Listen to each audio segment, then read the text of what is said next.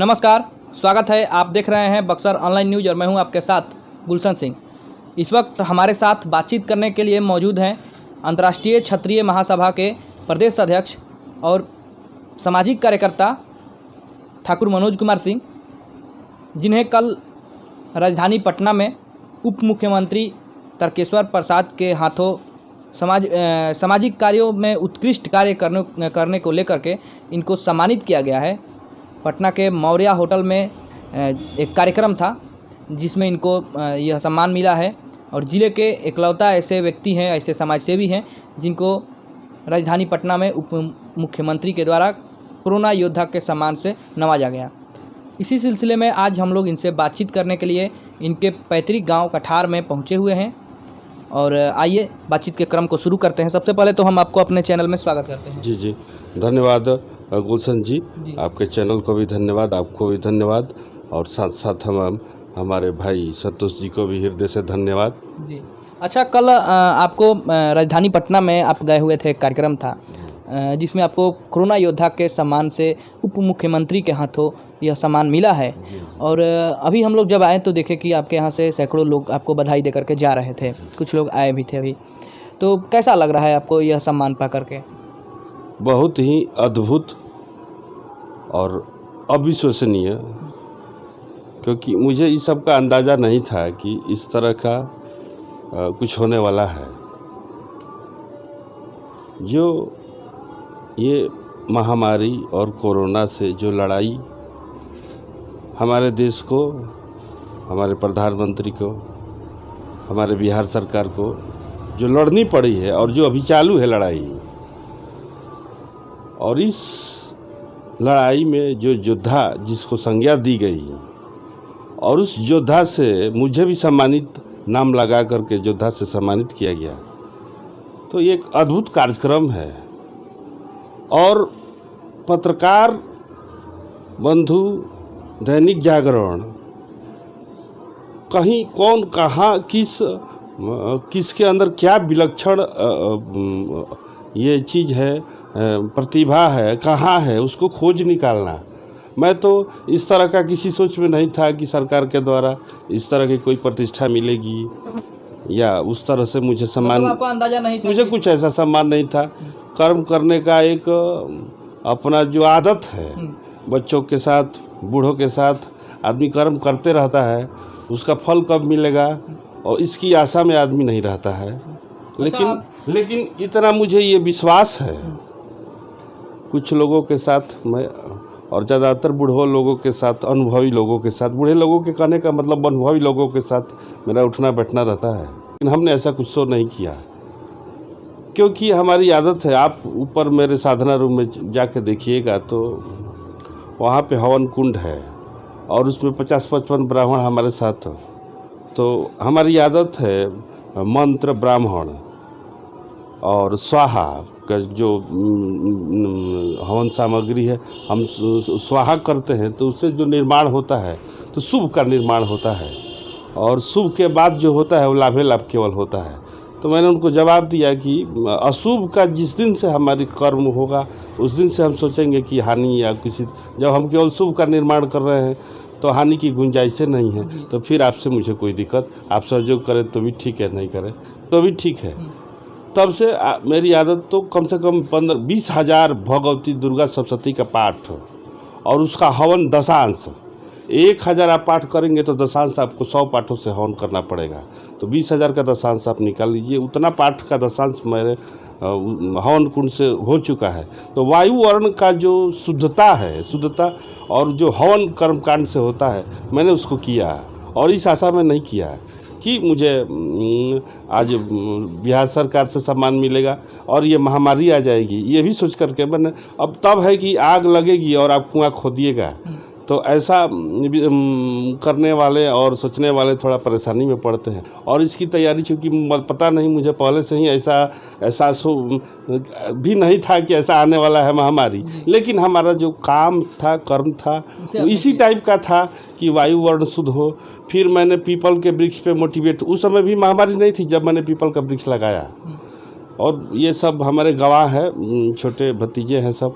और तो उन लोगों का भी फोटो दैनिक जागरण, पूरा बिहार प्रदेश में न्यूज़, पूरा पटना के लोगों ने जब उस न्यूज़ को देखा तो मेरे यहाँ फ़ोन किया कि आपका पूरा बिहार में न्यूज़ है, पटना में न्यूज़ है। और चूँकि उस समय भी बक्सर में नहीं था, तो मैंने देखा तो अद्भुत न्यूज़ लगा कि पूरा बिहार में न्यूज़ घूम रहा है इन छोटे छोटे बच्चों के साथ।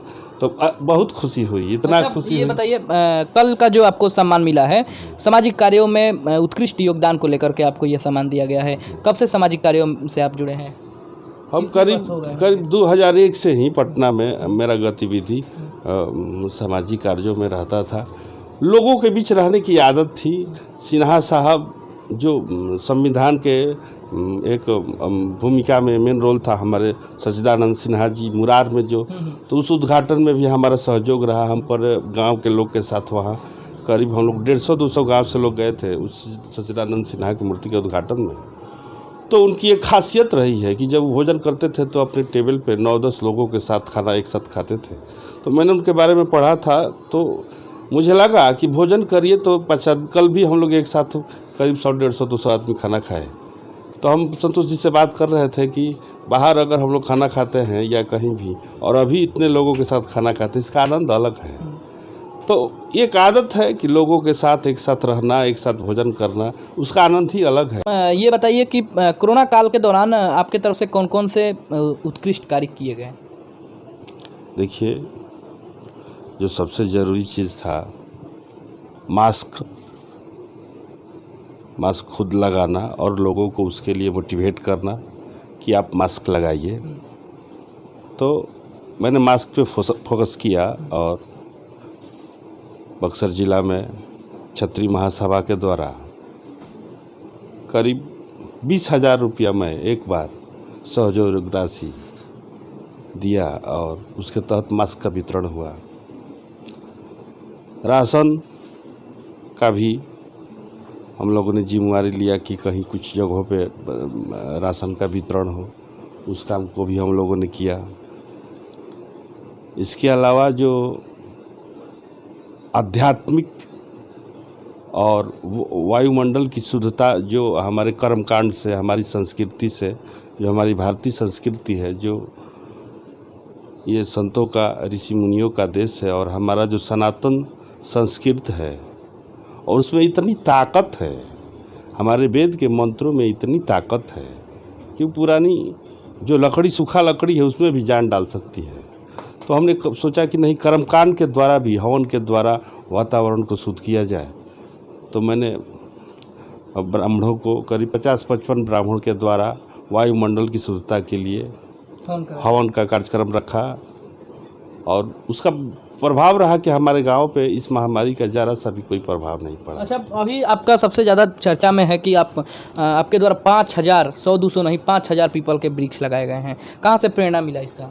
जी देखिए, पीपल का वृक्ष के पीछे भी ऑक्सीजन जो है, और जो ऑक्सीजन की किल्लत यहाँ पे हमारे दिल्ली में जो परेशानी हुई, लोग मर रहे थे, परेशानी तड़तड़ा रही थी, तो मैंने सोचा कि नहीं, हमें हर एक व्यक्ति को इस ऑक्सीजन पे ध्यान देना चाहिए। और मैं किस तरह इस पे पहल कर सकता हूँ, मैं इसको कैसे, मैं फैक्ट्री नहीं लगा सकता, मैं हर जगह ऑक्सीजन नहीं पहुँचा सकता, लेकिन मेरे पास जो भी साधन है, उन उपलब्ध साधनों से मैं कैसे इस महामारी में, इस संकट की घड़ी में, इस संघर्ष में अपना कैसा योगदान दे सकता हूँ।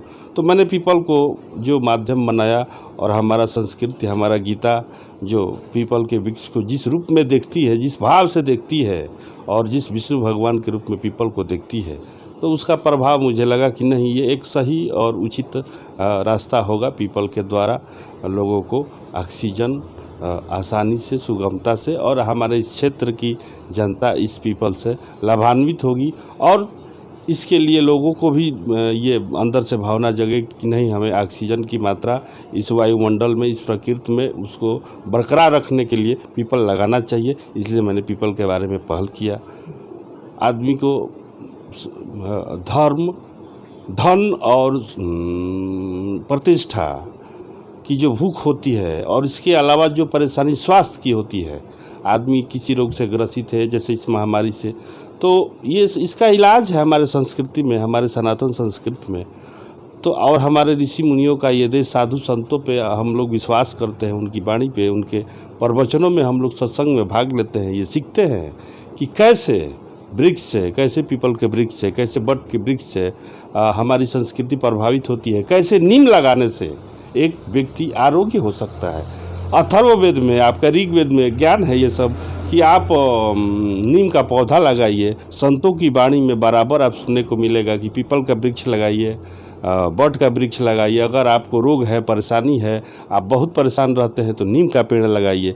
तो हमारे धर्म में तो हर एक चीज़ का इतना आसान उपाय है, जो असाध्य रोग है जिसका कोई इलाज नहीं है, नीम का पेड़ लगाइए। और आप अंतर्राष्ट्रीय क्षत्रिय महासभा का कार्यक्रम बक्सर ज़िला में हमारा होता था, मुझे निमंत्रण मिला, मैं उसमें गया।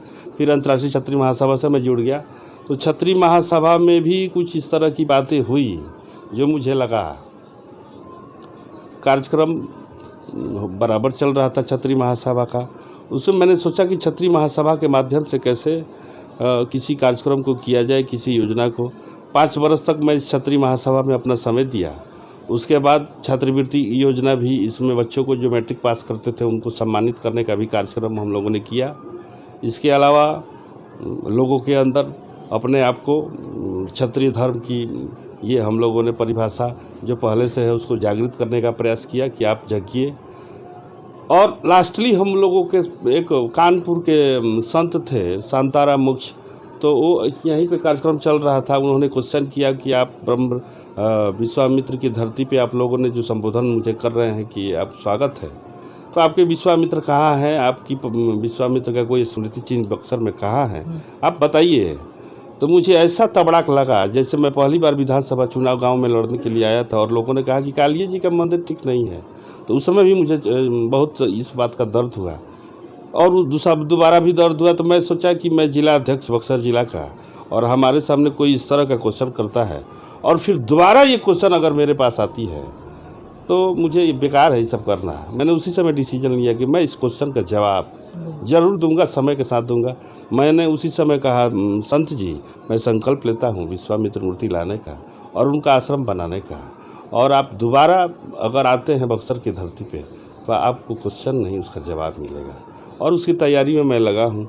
आपका 28 नवंबर का जो दिन है, शुभ दिन, उस दिन ताड़िकावध हुआ था, राम जी ने किया था, और उस दिन विश्वामित्र के मूर्ति का जो शिलान्यास होगा वहाँ पे नींव रखा जाएगा। कार्यक्रम वहाँ तरह तरह का होगा और हर एक वर्ग के लोग रहेंगे। क्षत्रिय महासभा कहाँ पर ये कार्यक्रम? ये बक्सर जिला से बहुत ही नज़दीक एक बेलारू ग्राम है। एक ब्रह्म बाबा हैं जो सिद्ध ब्रह्म हैं और उनके पास 52 बीघा की धरती है जो दिव्य भूमि है। उस भूमि पे आज तक कोई किसी तरह का निर्माण नहीं कर पाया। तो मुझे ये इस तरह का ये हुआ, और हमारे राष्ट्रीय अध्यक्ष जी ने कहा कि वह दिव्य भूमि हो सकता है, उस ज़माने का आश्रम रहा हो, और क्यों नहीं यहीं पे निर्माण किया जाए। और इस चीज़ को मैंने अपने दिमाग में बैठा लिया कि नहीं, ये दिव्य भूमि तो है ही, यहाँ पे न कोई सरकार निर्माण कर पाएगा न कोई जनता। इस दिव्य भूमि को अंतर्राष्ट्रीय स्तर का इसको पहचान दिलाई जाए, और इसलिए मैंने संकल्प लिया कि नहीं, विश्वामित्र का आश्रम यहीं पे बनेगा। और हम लोगों ने तिथि वगैरह सब निर्धारित कर चुका है। अब तो केवल जी। अच्छा, अंत में आपसे ये जानना चाहेंगे कि जो नए सामाजिक कार्यकर्ता हैं, समाज के जो युवा जो सामाजिक कार्यों में जुड़े हैं, और जो वैसे युवा जो सामाजिक कार्यों से ताल्लुक़ नहीं रखते हैं, उनके लिए क्या संदेश देना चाहेंगे? देखिए, माहौल बहुत बड़ी चीज़ है। संगति का जो प्रभाव है वो बहुत पहले से मित्रता की परिभाषा है। एक लेखक ने कहा है कि आप क्या हैं, तो आपके मित्र को देख करके बताया जा सकता है कि आप क्या हैं। तो संगति माहौल बहुत प्रभाव करता है। आप जहाँ हैं और आप किसके बीच में हैं, आप किस तरह का माहौल क्रिएट कर रहे हैं, ये बहुत प्रभावित करेगा। तो अब हमारे साथ या हमसे जो जुड़े हुए लोग हैं तो वो तो मोटिवेट है कि क्या करना चाहिए और क्या करना है। और तत्कालिक स्वार्थ, तत्कालिक फ़ायदा में जो जुआ अगर 2 नंबर 3 नंबर करते हैं, तो मैं इस तरह का सलाह नहीं देना चाहूँगा। आप तत्कालिक अपना स्वार्थ की पूर्ति के लिए किसी तरह का डिसीजन लीजिए, किसी को धोखा दे दीजिए। इस तरह की राजनीति, ईमानदारी, honesty is the best policy, इसी तरह के सिद्धांत पे चलना चाहिए और इस तरह की राजनीति करना चाहिए।